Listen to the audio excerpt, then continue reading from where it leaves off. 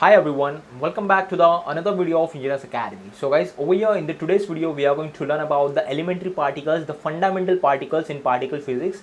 And these fundamental particles are these particles do not have any kind of substructure. They cannot be further divided, they cannot be further split up. Well, over here I'm talking about the elementary particles and the discovery of elementary particles we are going to cover over here in this today's video. So guys, if you are new over here on my educational channel Engineers Academy, kindly subscribe it because this is absolutely free of cost, and you will see the bell icon over there. Just please press the bell icon. So whenever I upload a new educational informative video, you will get instant notification.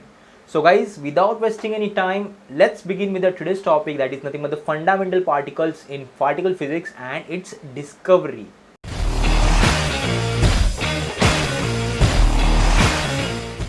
So guys, when we talk about the fundamental particles, the particles which are the building blocks of our whole of the universe, the dark matter, dark energy consist of the photons, and these all are the elementary particles are there in a particular table, and scientists have discovered them in late 90s. Well, over here, these particular fundamental particles are the building blocks of the universe, and each and every atom, electron, proton, neutron consist of these particular fundamental particles. So before going to that the topic of fundamental particles, let us understand the history of the atomic theory revolution. So first of all, in 1808, John Dalton proposed a theory that everything we can see around us, everything consists of the matter, and this particular matter consists of a small tiny particles which he named later as atoms.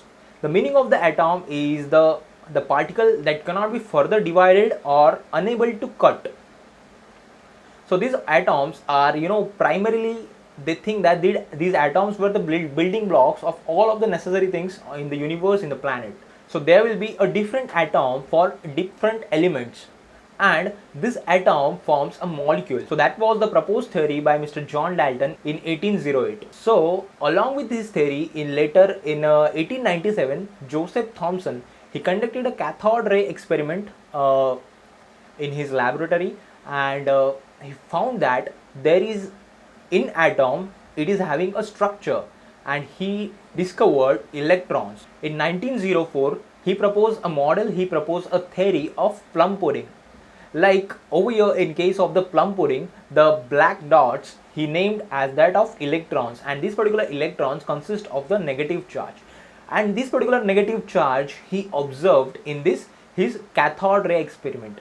He says that these black dots are having the shows these are all of the electrons, and the rest of the area shows the positively cloud, or else these are the positive particles. So this was the idea of the plum pudding. And after that, the Ernest Rutherford conducted another experiment which is very similar to that of the cathode ray experiment. In 1911, he discovered that there is a nuclei which is present in the atom, in the structure of the atom, by conducting a gold foil experiment, and he discovered the nucleus. He found that this nucleus lies in the center, and the electrons completely like orbits around the nucleus, and there is some kind of the electrostatic force which is there in between the nucleus and the electron orbit. So this is how the atomic theory gets revolutionized, like with respect to time. So later in 1930, the atomic model which is represented by Mr. Niels Bohr states that this particular molecule, which is this particular nuclei of the atom, it is positively charged, whereas the electrons which revolves around it, it is negatively charged. And that particular positively charged nuclei he named as a protons. He says that the proton is positively charged, and the nuclei and the electrons are negatively charged. He named all the orbits such as the KLMN, like the shells of the atomic structure. He says that electron does not radiate energy. Electron will either gain energy or he will lose energy. So that was the proposed theory by Mr. Niels Bohr in 1913.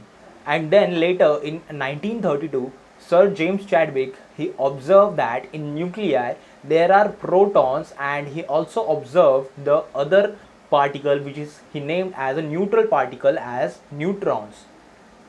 So this is the complete model of the atom we can see today. In nucleus, the nuclei consist of the protons, positively charged particles, neutrons, complete neutral particles, and the electron revolve in the different orbits of that particular atomic structure. So this is the atomic structure that we can see in today's date, and this atomic structure is a complete base for the quantum particles. In quantum particles, the scientists conducted a variety of the experiment by the scattering experiments, which was initially done by Mr. Joseph Thomson. So that was similarly to this kind of the cathode ray experiment, but over here these are the particles which can be accelerated at the higher velocities like the electron beam. So this occurs in the LHC, that is the Large Hadron Collider, and this particular Hadron Collider, like, it works on the particle acceleration, and due to that the scattering experiments gets conducted, and this particular scattering experiments results in the subatomic structure, subatomic particles, which we named as the elementary particles, fundamental particles in particle physics. So guys, that was nothing but the all the atomic theories which are combined together, and these particular atomic theories are nothing but the base of the particle physics. And then in 1925, Enrico Fermi conducted the variety of the experiments, and he developed the fermions. These particular fermions are nothing but the elementary particles, and these particular fermions, they do not have any kind of the substructure. They cannot be further divided. They are the building blocks of the universe and all the things that we can see everywhere.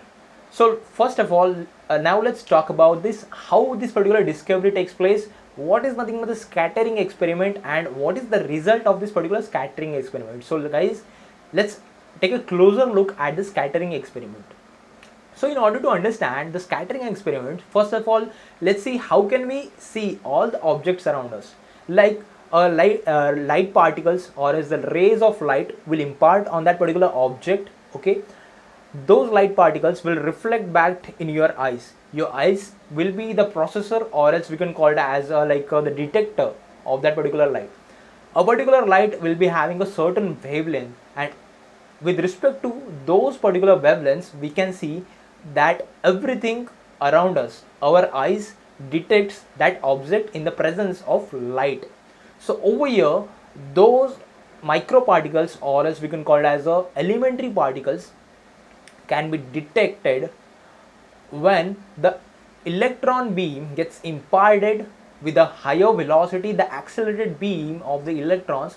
When that beam get imparted on a certain atom, or as the atomic structure, it will explode that, or as that particular electron beam produces huge amount of the energy, as well as those all the particles gets exploded out, and the scattering of the electron beams takes place over here. And this particular scattering pattern of different atoms will be different.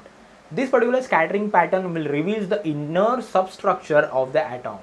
The higher the energy of the beam of the electron, the further they will penetrate into the atom before being deflected by the electric charge which is present within the atom. When this scattering experiment conducted by Mr. John Thomson in 1897, he found that this particular, like the atom, will be having the substructure that he developed a nucleus. He found that there is one nucleus in the center, and the electrons continuously revolve around the nucleus. So that was the discovery of the first scattering experiment in 1897. So there was another experiment which is conducted on the liquid hydrogen, like the highly concentrated beam of the electrons, like it is bombarded on that particular atom of the hydrogen. In hydrogen atom, there is one proton in its nucleus present. When that particular electron beam gets bombarded on the hydrogen atom, the beam gets scattered in different directions. So this particular scattering pattern says that in proton there are different substructure that is present. So if there was no substructure present in the atom of the hydrogen, which consists of one proton only, there was no scattering. But the scattering occurs in this case with one proton. It means this proton will also having some sort of the substructure present. This particular scattering pattern of the electron beam reveals the inner substructure of the proton in the hydrogen atom, and this produces the energies which are very much on the higher side, that is nothing but the 10 raised to 9 giga electron volt. So these produces much higher energy. So guys, from this particular experiment we can say that there is inside the proton, it is also having a substructure present. So this particular structure, or as these particular particles are known as the elementary particles which are there in the proton. So later Enrico Fermi in 1925 he discovered the fermions. So these particular fermions are nothing but the elementary particles. Alongside of that there is another group, that is nothing but the leptons and the gauge bosons. So guys, there are two groups of the elementary particles. These are nothing but the fermions and the gauge bosons. So guys, over here in the today's video we have seen the like this how these particular elementary particles were detected and the discovery of the elementary particle. Also we have seen the evolution of the atomic theories over a period of time. So guys, I hope you understood the today's video. If you having any doubts, any queries, please leave a comment, and guys, please do subscribe to my educational channel Engineers Academy. Thank you so much guys for watching this educational video. Please stay tuned.